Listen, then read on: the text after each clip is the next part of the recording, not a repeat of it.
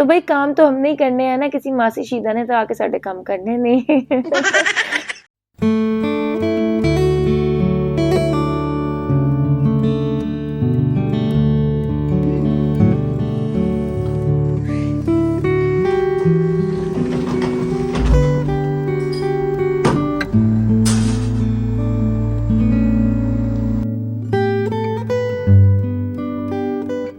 Good morning everyone, कैसे हैं आप सब? ठीक है, मैं भी बिल्कुल ठीक हूँ अल्हम्दुलिल्लाह। और भाई अभी है सुबह सुबह का टाइम और यहाँ पर मैंने सो के उठते साथ ही फ्रेश हुई हूँ। फेस वगैरह वॉश करने के बाद मैंने यहाँ पर अपना स्किन प्रेप कर रही हूँ।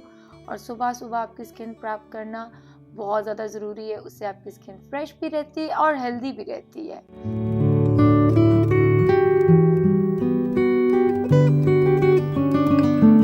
और जब आपके पास टाइम ना हो ना, आप ये फ़ैन यूज़ करें, जल्दी से आपका जो भी मुंह पे लवाज़मात लगे ना, सारे ड्राई हो जाएंगे।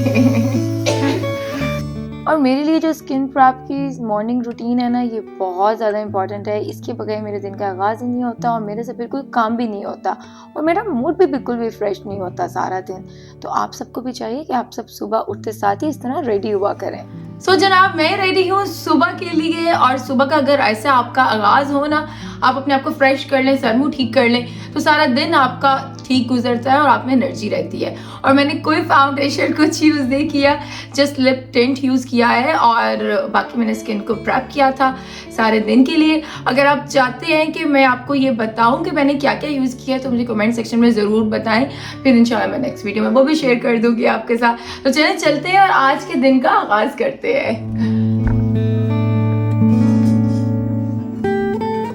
बच्चों आज मेक योर ऑन ब्रेकफास्ट। बच्चों आज मेक योर ऑन ब्रेकफास्ट।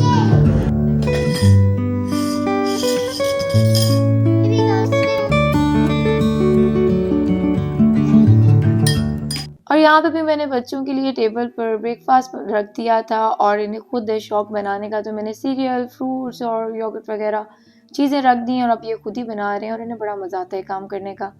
तो ये जब तक अपना नाश्ता करते हैं तब तक मैं किचन में चलती हूँ और वहाँ चल के अपने बाकी के काम करती हूँ। ऑलराइट जनाब, तो मैं आ गई हूँ अपने किचन में और आज मुझे एक बड़ा ही ज़रूरी काम करना है और वो है मंथली मील प्रेप का, क्योंकि मेरे बच्चों के स्कूल खुलने वाले हैं और पता नहीं कि मुझे टाइम मिले कि ना मिले। तो ये मील प्रेप बच्चों और बड़ों दोनों के लिए बेहतरीन है। इससे हम बर्गर, शवारमा और काफ़ी कुछ बना सकते हैं। तो ये काम जल्दी से शुरू करते हैं और फिर आपसे बाकी की बातें वीडियो में ही होती हैं।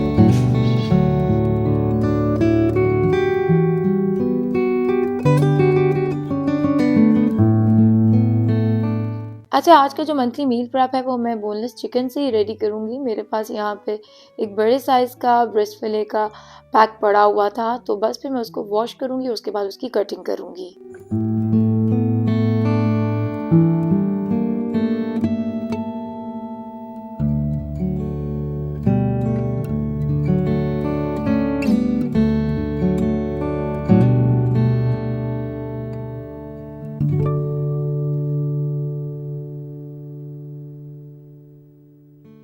जनाब, अभी ना मैंने क्या किया है कि इस तरह मैंने 2 पीसेस में उसको कर लिया। ये देखें, 2 पीसेस में मैंने ब्रेस्ट फिले के पीसेस कर लिए। अब हम उसको हैमर से बीट करेंगे हल्का हल्का सा, ताकि वो जो उसके अंदर रेशे हैं ना वो बैठ जाएं और अच्छा एक टेक्सचर आए जब हम खाएंगे, और उससे ना मैरिनेशन भी बहुत अच्छी होगी।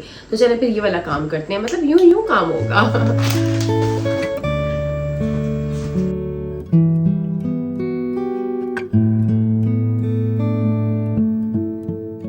चिकन को हैमर करने का मकसद 2 होते हैं। एक तो ये कि इससे जब आप बीट करते हैं तो इसकी स्ट्रिंग्स टूट जाती हैं और इसका कुकिंग टाइम लेस हो जाता है, और दूसरा फिर इसका टेक्सचर भी चेंज हो जाता है और काफ़ी मज़े का टेक्सचर आता है नॉर्मल जो चिकन के पीसेस होते हैं उनसे। फेंटी शेंटी लगा दी और अब बारी आती है मैरिनेशन की। तो मैरिनेशन में ना यहाँ पे मैंने 2 से 3 टेबलस्पून भर के सोया सॉस के लिए थे। आप चाहें तो 2 टेबलस्पून सोया सॉस के, 1 टेबलस्पून ऑयस्टर सॉस का भी डाल सकते हैं। यहाँ पे मैंने 2 टीस्पून काले मिर्च के डाले, साथ में मैंने स्मोक्ड पेपरिका डाली, ये बहुत मज़े का अच्छा फ्लेवर देगी।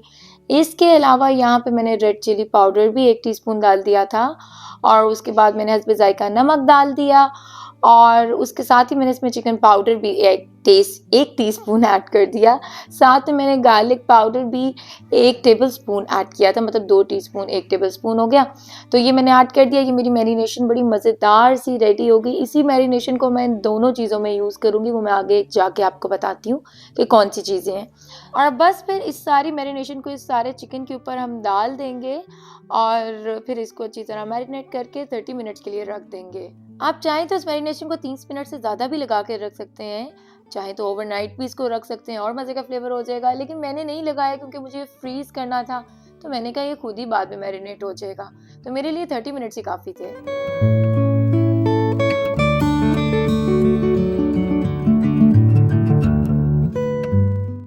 ऑलराइट जी, तो यहाँ पे 30 मिनट्स हो गए थे और मैंने कोटिंग स्टार्ट कर दी थी चिकन के ऊपर।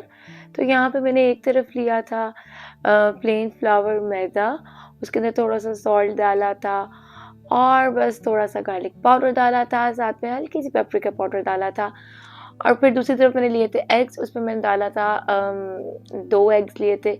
उसके अंदर फिर मैंने डाल लिए थे 3 टेबलस्पून दूध के, साथ में थोड़ा सा ऑरिगेनो डाल दिया था और सॉल्ट और ब्लैक पेपर डाल दी थी। अब यहाँ पे मैं चिकन को पहले कोट करूँगी मैदे के साथ, फिर एग्स के साथ, फिर मैदा, फिर एग्स और उसके बाद मैं इसके ऊपर कोटिंग करूँगी ब्रेड क्रम्स की। वो मैं आपको दिखाना भूल गई, बल्कि मैं कैप्चर करना भूल गई। और बस इसी तरह सारा चिकन रेडी हो गया था और अब बारी आती है चिकन को फ्रीज़र में रखने की। तो बस फिर अब इसको फ्रीज़ करेंगे और बाद में इसे पॉलीथीन बैग्स में शिफ्ट कर देंगे।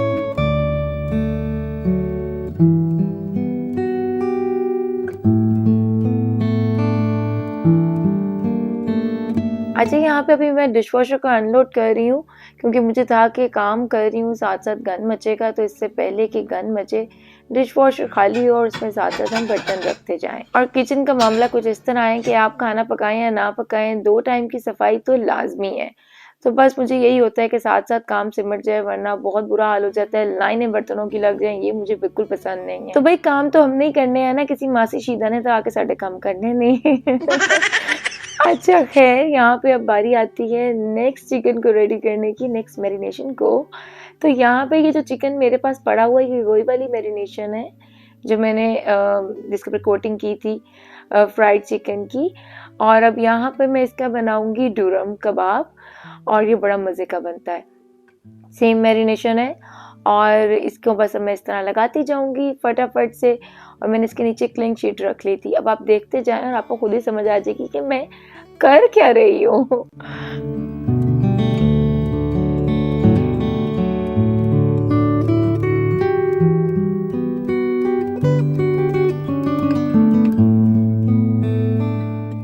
अच्छा जी, जैसे कि आपने देखा कि मैंने पहले क्लिंग शीट लिया, उसके ऊपर चिकन के पीसेस को रखा और फिर उसकी साइडों पे नॉट्स लगाई और फिर इस तरह जो वो रोल रेडी हुआ, इसको हम कर देंगे फ्रीज़।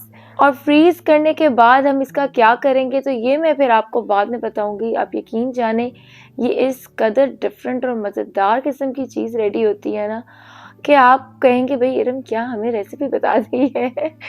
तो बस फिर ये देखिए, इस तरह मैंने दूसरा वाला रोल भी अपना रेडी रख लिया है और साथ ही इस तरह मैंने उनकी साइडों से कटिंग करके थोड़ा नीट कर दिया। और बस फिर अब इसको हम फ्रीज करेंगे और फिर मैं आपको बाद में दिखाऊंगी जब ये फ्रीज हो जाएगा कि हमने इसका करना क्या है, हमने बनाया क्या है। ऑलराइट जनाब, तो मैं थक गई हूँ और मुझे थोड़ा सा रेस्ट चाहिए और मैं ये बर्गर और शवारमा की रेसिपी ना आपसे नेक्स्ट ब्लॉग में शेयर करूँगी। तो फिर मैं आपको बताऊंगी कि कैसे आप इससे शवारमा बनाएंगे और कैसे आप इससे बर्गर्स बनाएंगे और बर्गर्स की भी मज़ेदार सी रेसिपी आपको दूंगी। सो स्टे कनेक्टेड, अपना बहुत सारा ख्याल रखिएगा, दुआ में याद रखिएगा। अल्लाह हाफिज़।